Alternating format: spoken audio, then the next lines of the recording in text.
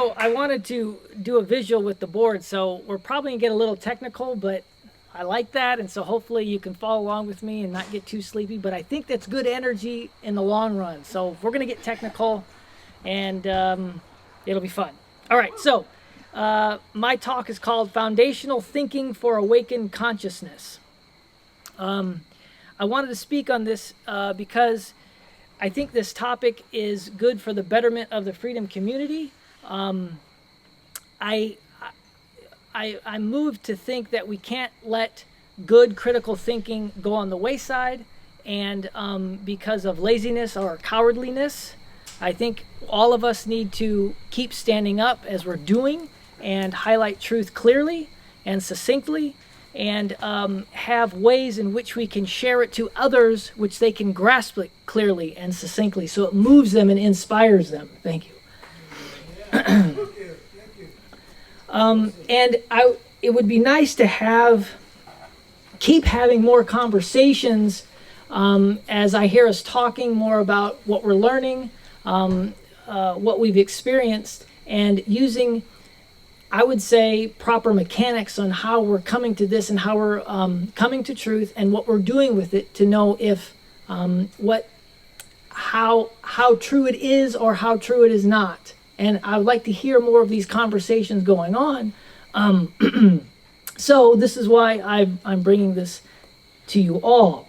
So how I see it, I've aggregated a few simple mechanics on how to ascertain truth or how to come to truth. I've did some aggregation, brought some simple mechanics together, and I'm trying to put it into a neat little package so we all can kind of grab from it and use it on the ready, right? And so hopefully that will be what you will see as we move forward.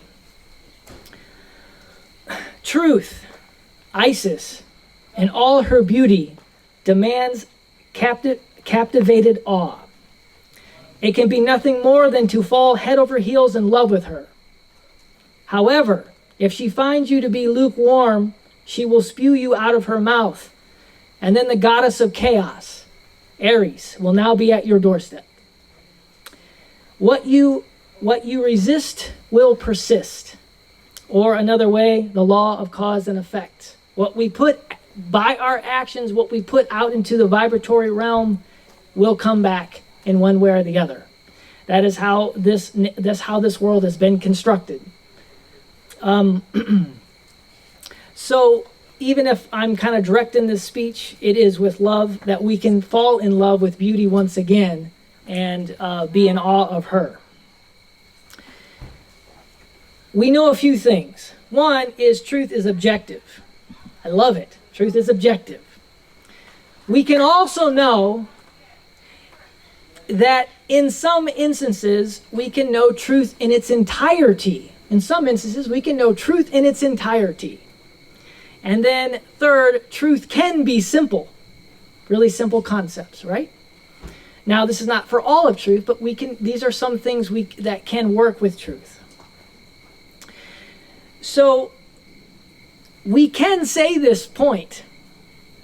There is a truth in this matter, and I know it. And what you are claiming is wrong. We can say that because of those concepts I talked about, right? Okay. So, for example, a car engine, it runs by gasoline, right? If you put Kool-Aid in the gas tank, it ain't gonna work. So the truth is that car was designed for gasoline. This earth is designed a certain way, right? That engine is designed a certain way to work with gasoline. Now, if you want the car to run for many years, you follow what it was designed for, you put gas in it, and it'll work. If you want it to run and you put Kool-Aid in it, you're gonna get chaos. Over and over, same chaos over and over. Right? So that's an analogy of how we can, practically how a car engine works, right? But also we can extrapolate that and make it more broad. Like don't drink the Kool-Aid? Yeah, exactly. Okay, so here are, I'm going to be walking back and forth, so hopefully I'll project long enough. So here are 4 ways. I'm going to start over here and I'm going to work my way down, okay? So these are umbrella ideas. So here are the aggregated truth mechanics, right? And how we come to at the ready. Hope we can use them at the end of this, so we can use them at the ready to fight for truth and see her in her beauty. Okay. So, 1.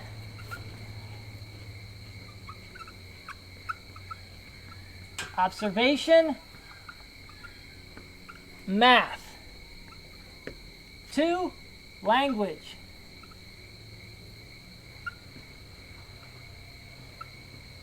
Okay. 3, experience. And then 4, the trivium. So these are how I've kind of broken up in my sort of style here tonight, okay? Now, we're just going to get right into it. So we're going to go with 1 observation. So after I'm done with the trivium, we're done, okay? So we're going to go through this, all right? So, observation math. So I'm just going to put that up here. I pictured this in my head, so hopefully it will come out the way. Okay, so this one. Hopefully I have enough room. Okay, so this is the first one. So, okay, I got to go. But, so, this way in observation, the natural world, we have our 5 senses, so we can then see how things work and how things interact. That's in a philosophy, in the branch of epistemology, the love of, I think it's the love of knowing, is empiricism, the 5 senses, right? So we have the 5 senses to work with here. So this is one way to know truth is through the 5 senses, okay? Which is empiricism. Or, what I want to say is the true scientific, sorry if I butchered that, method. Highlight is on true scientific method. So that means double-blind, randomized control trial. Okay? So, we need to talk about this because a lot of people open their mouth and make a damn claim. But there is no math to back up their claim, even if they say it's science. Okay? So we have to understand this process. So I'm gonna say it very simply. One develops a hypothesis, right? And then you test the hypothesis. It's really simple. And a hypothesis means, so the double-blind randomized control trial, I'll try to be really quick here, is you take 2 populations, and, you take a population, and then you branch it off into 2 places. So this is 100 people, 50, 50, right? And then you leave this one alone, placebo, and then you add an intervention. This is a simple setup for a double-blind randomized control trial. You add an intervention, okay? And then you see, you compare these 2 by math, what you're measuring, right? Did the intervention make sense? Did it actually change or the populations the same, or did they end up being different after the intervention? So far, so good. And then you can tell by a p-value, it's usually on the typical, it's 0.05. Was it by chance that happened when we applied the intervention, or was it not by chance? Basically, that's what that is saying. So when someone talks about in the hard sciences, observation, empiricism, not philosophy, we're not talking about that. We're talking about the hard sciences. If they're opening their mouth and making a claim, I want to know the p-value. So I can tell if what's going on. I want to see that research to see how they set it up and then what p-value they're getting. And a lot of the COVID research, the pandemic, doesn't have this. It doesn't have this. Okay? So, that's one way to know truth in that way. Moving on. Okay, so language. Is that p-value created before the trial or after it? This is good question. This happens after you crunch the math and statistics. After you do the math, yeah. That's when you come up with a basic one is called a t-test, and you run it, and then you'll get a p-value based on the comparison. But he is correct that you have to define the test level at the outset.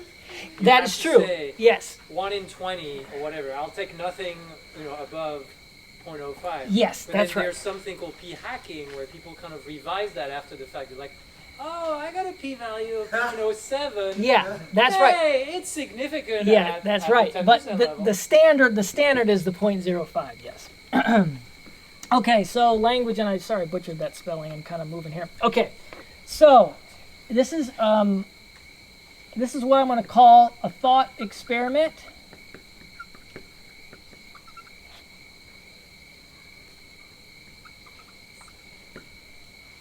Is one is A. This is probably A here. A. Sorry guys, and then B. Logic. Okay. So we got observation math, you know, and the hard sciences.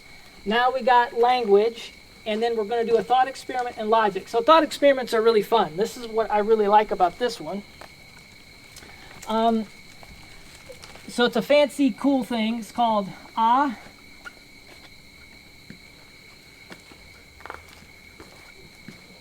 priori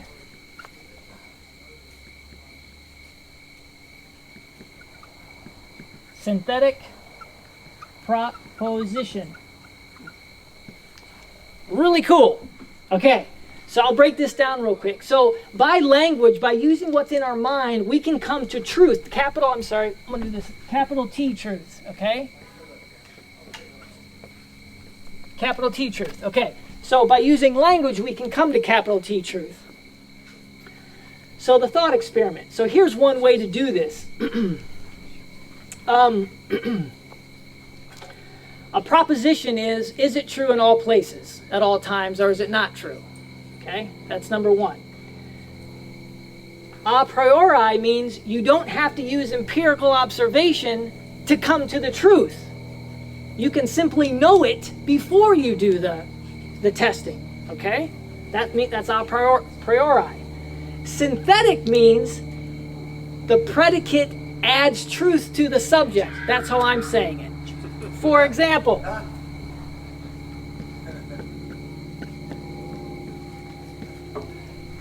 that right there is an a priori synthetic proposition.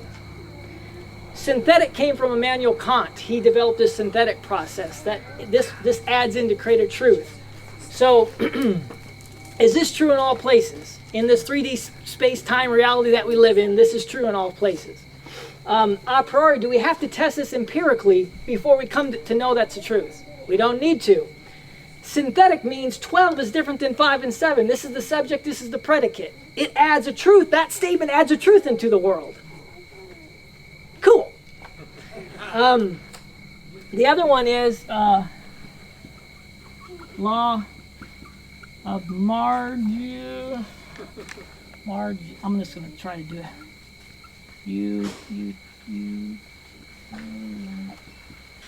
T. The law of marginal utility. If I'm really hungry, in a vacuum, if I'm really hungry and you have an apple, you give me an apple, I love that apple. You give me a second one, I love that apple. You give me a third one, okay, cool, I love it. Give me a fourth one, okay, cool. Fifth one, sixth, seventh, eighth, the 100th one, I don't want to see an apple ever again. That's the law of marginal utility. That's an a priori synthetic proposition. Because something like if desire, if quantity increases, desire decreases, or something like that. So it works out to be this process. So there's another thought experiment. So far, so good? Okay, cool stuff to know? Okay. Okay, we're going to go to logic, and we've talked about this here before. So we're going to go to logic and syllogisms. Okay, here we go. syllogism.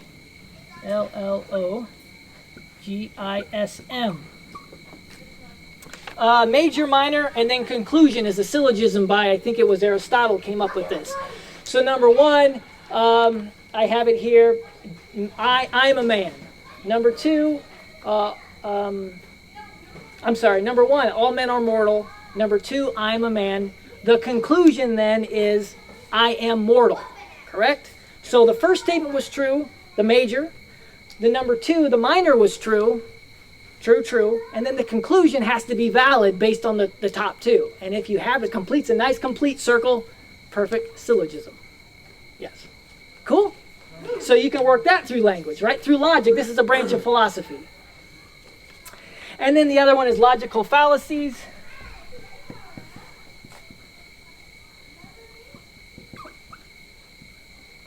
So, and Paul has talked about this. We've also, some other people have talked about this. So logical fallacies would be like ad hominem attacks, where you attack the person. Well, they're just mean, and what they're telling you is the truth. But it doesn't matter what the truth is. They're saying they're telling you the truth. They're mean, but it's a red herring. It takes you off the truth. Appeal to authority if they're wearing a white coat or if they got a nice suit on or whatever. If they say it, then that means that it's true, and then okay. But even though if their mouth is saying it's true, but what they're saying is false, you appeal to them because you think it's true. Okay? Appeal to emotion is a big one. I don't like what they're saying, so they must not be true. That's an appeal to emotion, right? And then another one is middle ground. The extremes can't be true. We have to be in the middle. Wrong. A extreme can be true. Okay? So those are logical fallacies. Okay? And that's done with that one. Now the last one is experience. Okay. Okay, we're almost done. So gnosis. We probably know this. It's what we know by an experience that we had. I know that to be true because I've had this experience. So that's gnosis. So we can talk about spiritual downloads.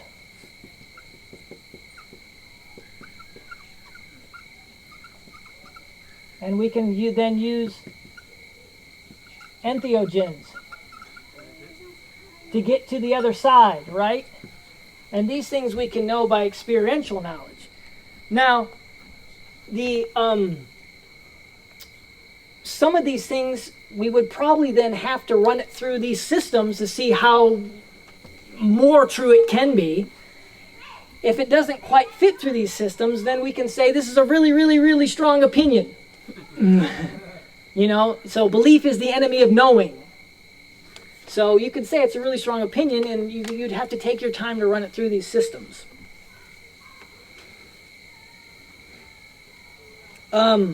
So the last part here. Oh, I missed the fourth part. I'll do it this way. And then the trivium. And how I'm doing it tonight is in the grammar phase of the trivium. Do we know what the trivium is? Some of us? Yeah. Okay.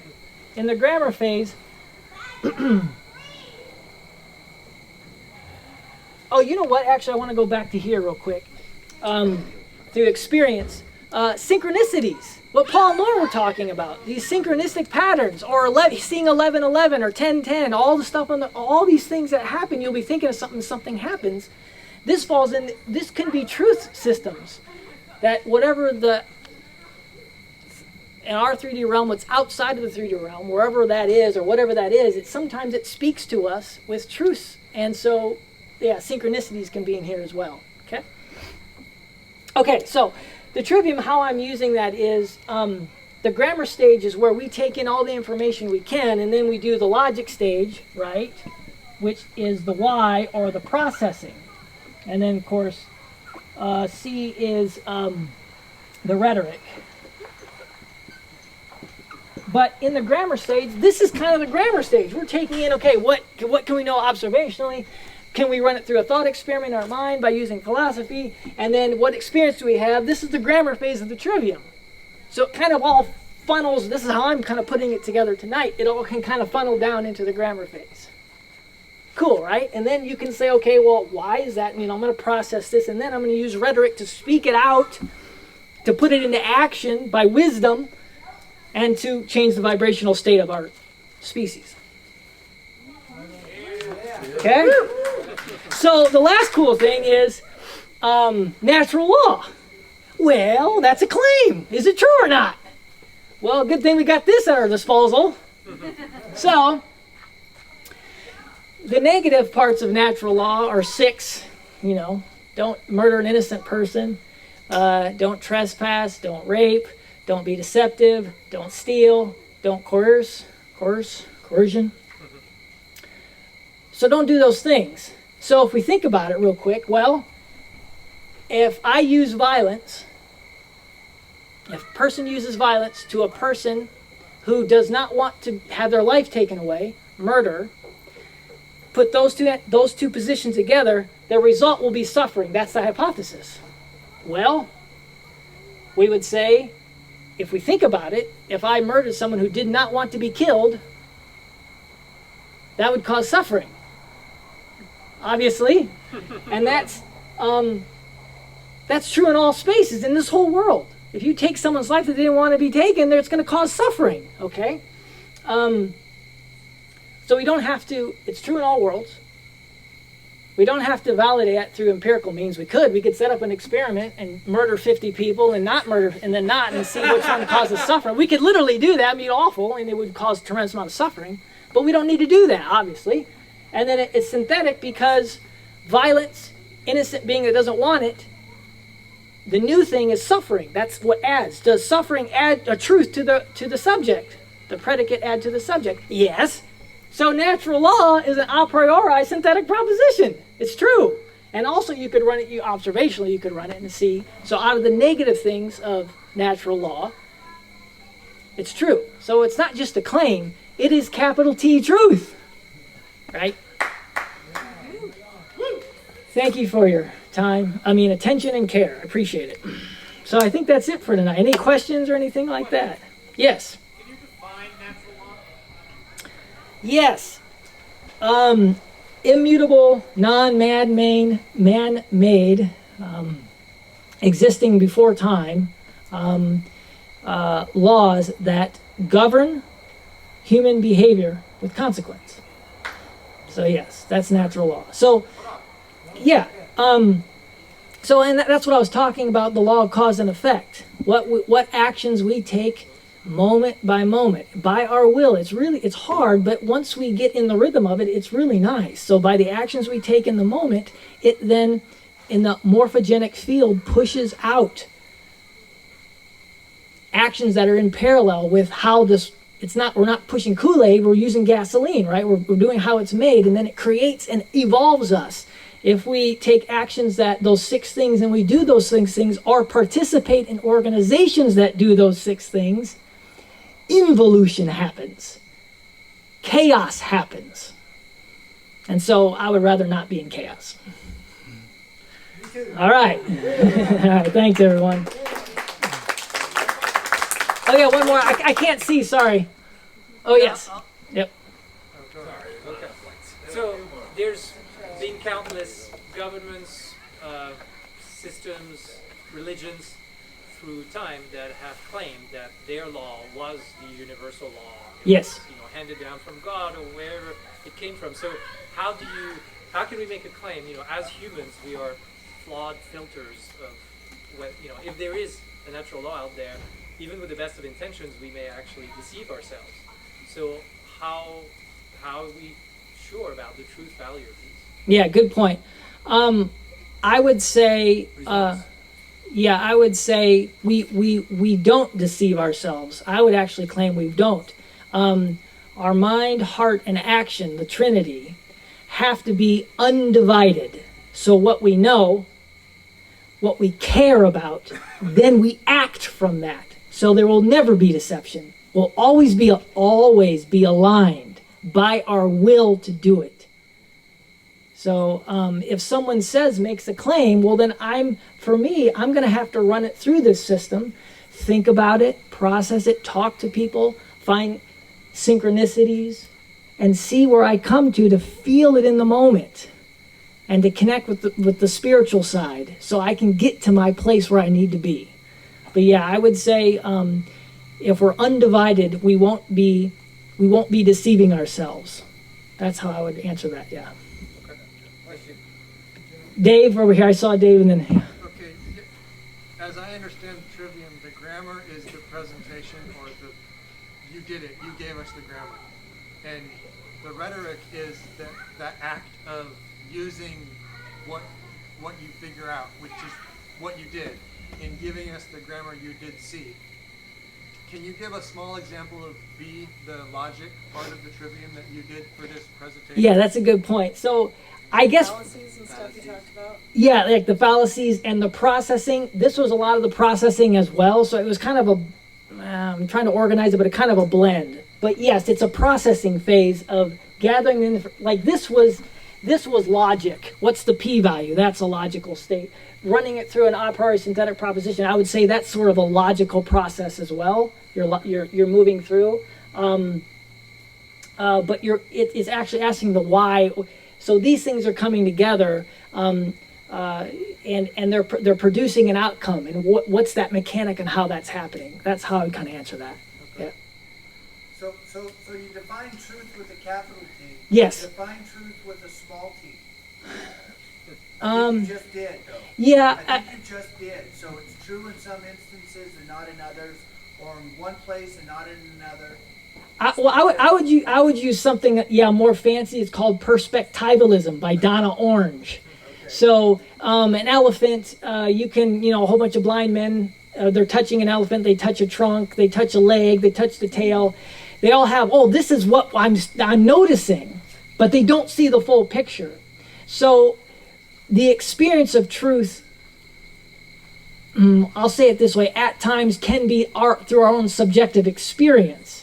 And we may not be getting the whole picture. For example, p-values are typically a correlation. It's not a causation. So we know part of what a variable is doing to a population, but we don't know all the mechanics on why it's doing it.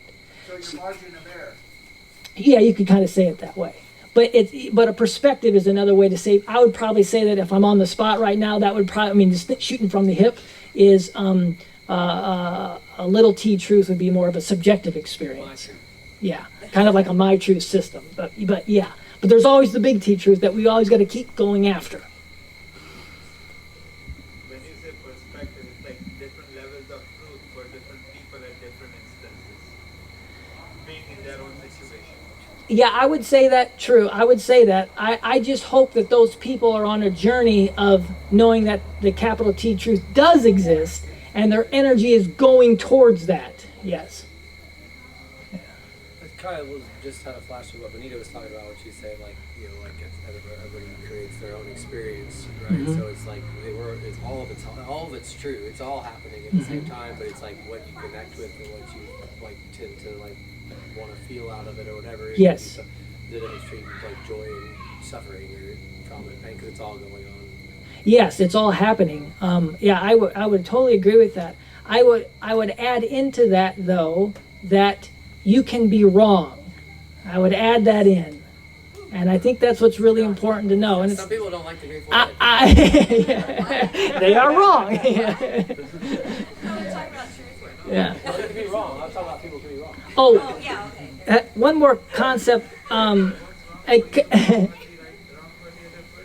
what I want to say is, what I was going to put in there is, thinking well together. I hope this will move us towards a space where we can think well together. So here's what so for example, we're having a conversation. Here's what I've come up with. I kind of saw this research, or I've kind of had this download here, and it feels really solid to me. Here's what I'm kind of thinking. What do you think? And they can go, okay, well, here's this. Have you thought about this? No, I haven't thought about that. Let me go back and think more, or feel more, or get more console on it so I can come back with some more knowing. And then that's how we evolve together. It's not saying, you're wrong and that's it. It's saying, well, how do we work together with this? It's thinking well together. Yes, it's a consciousness. It's minds meeting together to move forward. So that's what I propose in that realm. I have a small question. Help me understand this as per your understanding of truth. So we spoke about someone who doesn't want to be punished. If he's punished, it's going to cause suffering. So if he doesn't want to be harmed, he should not be harmed or punished. That's another level of truth. So how does these two truths combine, or what's a better understanding to that truth? Yeah, good question. So first of all, we all have to take 100% responsibility for our own actions. That's the foundation. So that means I have an internal monarchy. I am the king of my own realm and my own actions. Period, end of story. And so if I mess up by harming someone, I have to apologize and man up or woman up to it and make it right. Now, if my action by my choice is to break natural law, it's fine. You can break natural law, that's fine. I mean, you can go and harm people, that's up to you. But the consequences you can't escape from. So if I choose to do that action, then I am giving up my then freedom to not be harmed. I'm giving it up. So yes, so if someone pulls, if I pull a knife on someone to try to take their money, I am also then giving up my right to be protected. Because I can get a bullet in my head instantly. Yeah. In that case, the other person who shot that person is not in court? That's correct. They used their divine masculine to stop harm. That's the only... Yes, it is a responsibility. That is the only way we will operate in a society smoothly, is divine feminine, divine masculine. But this is a very important point, Mhm. if I'm not wrong, because some people fail to understand that when in the case of a harm that's been done to you or your family, and you protect, in order to protect you, I would say attack. Whatever force necessary. Force. Or Force. Right. Not violence. Not violence, but force Correct. is not a wrong thing to do. Correct. So Correct. can you apply it to the death penalty? That's revenge. Yeah, I haven't really thought much about that. Yeah, I haven't thought much about it. I would... Well, you're not defending, I mean, I don't know. That that's I'd have to think more about that and come back. But I would say in the moment, I could, as far as I can extend it, is in the moment if someone's is using violence. Violence is using force onto someone against their will. That's violence, right? And so if someone is choosing to use violence, then I have the right to use force to stop the violence. That's how we protect. So I can say it that far. Now, in terms of the death penalty and all that, I'd have to think more about that. So now I have another question for you. You talked about shooting someone in the head. Yes? But if you had a chance to shoot them in the leg, and You get away should from not that kill them if you situation, can't stop and them. instead of that you shot that person in the head, are you breaking a natural law? So, in that situation, so if Mark Passio thinks you can go into any length yeah, necessary. I would Supposed to be the least amount of harm. yeah, I would say you try to match it. Now, for example, if there's a knife pulled on you, right, and you're armed with a pistol, right, if you feel your life is being threatened and you will not get away without bodily harm, it is your choice to make in that moment. Now, typically when you're pistol trained, you don't shoot for the head, you shoot for body mass in the chest to stop. So I would say if the person is trained and knows how to shoot well, and they feel that their life is threatened because that person initiated violence, so natural law, now you can do what you can to use force, and if they did their training, double tapped in the chest, and the person was dead then, they did nothing wrong. They were completely 100% in the right. But who derides Say that? though, so that, Or who derides that understanding? I have a comment on that. Yeah, so what I would say to that is it would be very hard in the moment if someone's pulling a knife, if you're going to get out okay. If you want to shoot him in the leg or the arm or shoot a warning shot, you could shoot a warning shot, but it's a really hard, tricky decision to make in that moment because you don't know. You sound like a cop.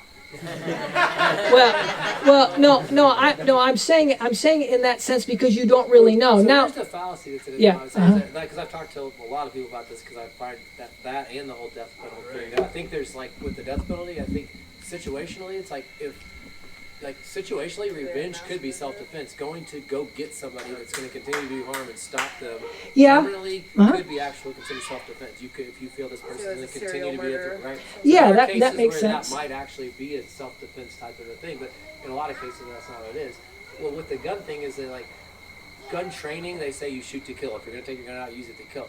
Well, that's so you don't get sued. That's just like a thing to like. Okay. That's what it is. It's like people like, so they just tell people that. The reality is that you should use your weapon in the way that you have to do to stop what's coming at you. Okay. And no more. Okay. Like justify the amount of force Unless with what's whatever going that on. person did was worth. There's perception, potentially, right? There's Yeah. perception, and there's Yeah. all of that piece. But the reality is, like it's a fallacy, and it's immoral to train people to use their tool. And every time you use it, the only like proper outcome would be the death of another soul. Okay. Like, it's like there's got to be some ground in between that. Okay. How about morality? Yeah. Right. Well, okay, yeah, no, that I'll think about that. I haven't thought of it that way, but yeah, I'll definitely consider that. Yeah, I guess in that situation, if, say a knife or that scenario, it's really a scary thing, and you don't quite know what to do. So it would be. But fear doesn't justify, right? That's Yeah. No, but it's subjective about making morality. the right judgment. It's about making the right judgment. But yeah, you're right. I'll think about that definitely. Yeah. Uh-huh. You can shoot them in the hand so they can't stab you.